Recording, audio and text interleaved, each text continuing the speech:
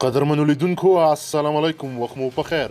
د نن ورځې ډیر تازه مهم او لنډ خبرونه له موږ څخه ډیر په لنډو کې واورئ. وزیر داخله د کورنیو چارو سرپرست وزیر مسعود اندرابي د ګرځبندیز په اړه وایي چې له څلورو استثنایي مواردو پرته، یعنې هغه کسان چې روغتونونو ته ځي، هغه کسان چې رسنیو او مخابراتو کې دنده لري او هغه کسان چې خوراکي توکو ته اړتیا لري، نور پر ټولو دې دا چاره جدي پلي شي. غني ولسمشر غني د ایران د بهرنیو چارو له وزیر جواد ظریف سره ټلیفوني خبرې کړې دي. په دغه ټلیفوني خبرو کې دواړو لورو د کرونا وایرس سره د مبارزې، سیمه ییزو او دوه اړخیزو همکارۍ او ایران څخه د افغان مهاجرو د بیرته راستنېدو پر څرنګوالي خبرې کړې دي. جواد ظریف ولسمشر غني ته ډاډ ورکړی چې هیواد یې هغه افغان کډوالو ته چې په ایران کې میشت دي او په کرونا وایرس اخته شوي دي په وړیا ډول روغتیایي خدمتونه وړاندې کوي. همدارنګه په دغه ټلیفوني خبرو کې دواړو لورو د افغانستان او سیمې پر سیاسي اوضاع هم بحث او خبرې کړې دي. ګوترش د ملګرو ملتونو سرمنشي انټوني ګودرش ویلي دي چې د کرونا وایرس د مخنیوي لپاره په کورونو کې قرنطین کېدل او د ښارونو تړل د ښځو په وړاندې کورنۍ تاوتریخوالی زیات شوی دی. نوموړي په یو ویډیویي پیغام کې غوښتي چې د کورنۍ تاوتریخوالي ختمول باید د کرونا وایرس ضد کمپاین یوه برخه وي.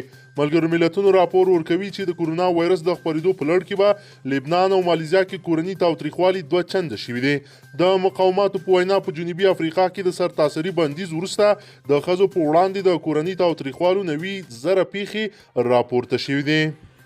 تورخم زرګونه کسان په تورخم کې له معاینات او قانوني مراحلو پرته هیواد ته دننه شوي دي.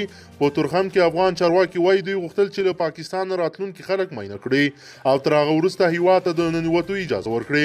خو دا چې د خلکو ګڼه ګوڼه ډېره وه، نو زرګونه افغانان د دخولي او خروجي ټاپولو وهله او دغه راز معایناتو پرته هیواد ته دننه شوي دي. د تورخم ښاروال وایي چې په دې کار کې د پاکستان حکومت او کورنۍ مافیایي کړۍ لاس لري، څو د ننګرهار ولایت له لوري رامنځته شوي تدابیر له منځه یوسي او په دغه ولایت کې د کرونا له امله بل بحران رامنځته کړی. په هیواد کې کرونا په هیواد کې په تیرو 24 ساعتونو کې د کرونا 50 مثبتې پیښې ثبت شوي دي. د عامې روغتیا وزارت وایي چې په دې سره په هیواد کې د کرونا د مثبتو پیښو شمیر 423 ته ورسید. د سرچینې په خبره په تیرو 24 ساعتونو کې د 22 پیښې په هرات، 12 پیښې په کابل، 10 په کندهار، بلخ کې 15 او ننګرهار کې 2 مثبتې پیښې ثبت شوي دي. عامې روغتیا وزارت د کرونا د مثبتو پیښو پر ډورېدو اندېښنه ښیي او یو ځل بیا یې له خلکو غوښتي چې د دوی سپارښتنو ته پاملرنه وکړي. د دغه وزارت د چارواکو په وینا خلک دې د خپل ځان او خپلې کورنۍ د خوندیتوب لپاره په کورونو کې پاتې شي، ګرځبندیز دې رعایت کړي او له ګڼې ګوڼې دې لرې واوسي. امریکا NBC نیوز خبر ورکړی چې د امریکا د بهرنیو چارو وزیر مایک پامپیو کابل ته د خپل وروستي سفر په ترڅ کې ولسمشر غني او ډاکټر عبدالله ته په خطاب کې ویلي که چیرې خپلې سیاسي ستونزې حل نه کړي او له طالبانو سره معامله کې پرمختګ ونه شي او د امریکا او طالبانو د شوي تړون پر مخ کې افغان حکومت ستونزې جوړې کړي، نو امریکا به له افغانستان څخه د خپلو ټولو ځواکونو د وتلو په اړه تصمیم ونیسي. NBC نیوز وایي چې افغان حکومت سره د مرستو کمولو اعلان وروسته د ځواکونو بشپړ وتلو ګواښ د افغانستان په اړه د امریکا او ستراتیژیکي د ژور بدلون نښې ګڼل کېږي. فیروز د عامې روغتیا وزیر فیروز الدین فیروز کندهار ته په خپل سفر کې وایي چې په دغه ولایت کې د کرونا وبا مثبتو پیښو شمیر 23 ته رسېدلی دی. فیروز وایي چې په دغه ولایت کې له کرونا سره د مبارزې چارې په چټک روانې دي، خو خلک باید همکاري وکړي او په کور پاتې شي. نوموړی وایي چې په افغانستان کې د کرونا وایرس له امله د مړینې شمیر 14 تنو ته رسېدلی دی. ورته مهال د کندهار والي حیات الله حیات وایي چې د کرونا وبا د مخنیوي د مبارزې لپاره له $1,000 ژمنه شوې، تر اوسه دوی ته نه دي رسېدلې. حیات زیاتوي چې ولسمشر مالي وزارت ته حکم کړی که دغه پیسې په یو وار نشي ورکولی نو د خص په توګه دې ورکړل شي. طالبان وایي کابل ته د بندیانو د خلاصون لپاره استول شوي پلای به په دې تړاو له حکومت سره نورې خبرې ونه کړي.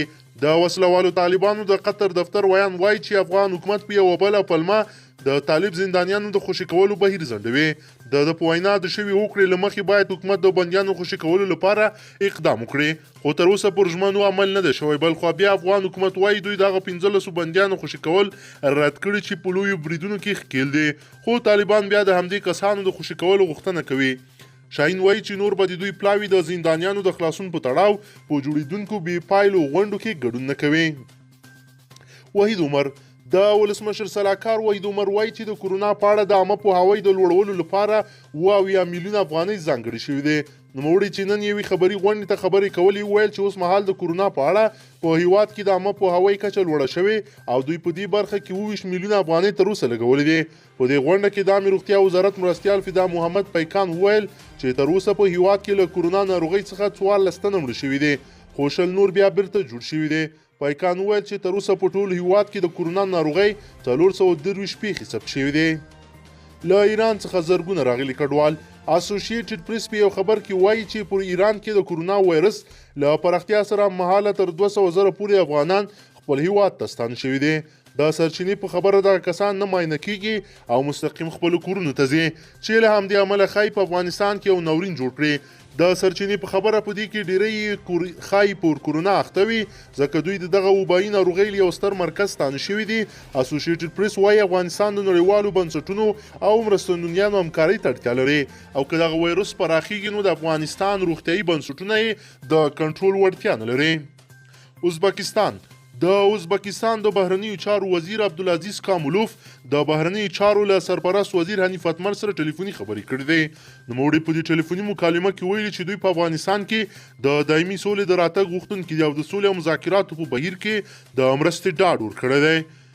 په ورته وخت کې حنیف اتمر هم ویلي چې ازبکستان تل له افغانستان سره په بیلو برخو کې همکاري کړې ده. نوموړي همدا راز په هیواد کې د کورونا وایرس له پراختیا سره مهاله له ازبکستان غوښتي چې د خپلو تیرو همکاریو په دوام له افغانستان سره خپلو بشر دوستانه مرستو ته ادامه ورکړي. ازبکستان هم له ډیرو بشري مرستو ژمنه کړې ده. درنو لیدونکو که چیرې غواړئ چې ورته تازه او مهمو پیښو څخه ځان ډیر ژر او په لنډو کې خبر کړئ زموږ چینل سره سبسکرایب کړئ او ویډیو سره حتما لایک کړئ. تر بل ویډیو مو په لوی رب سپارمه.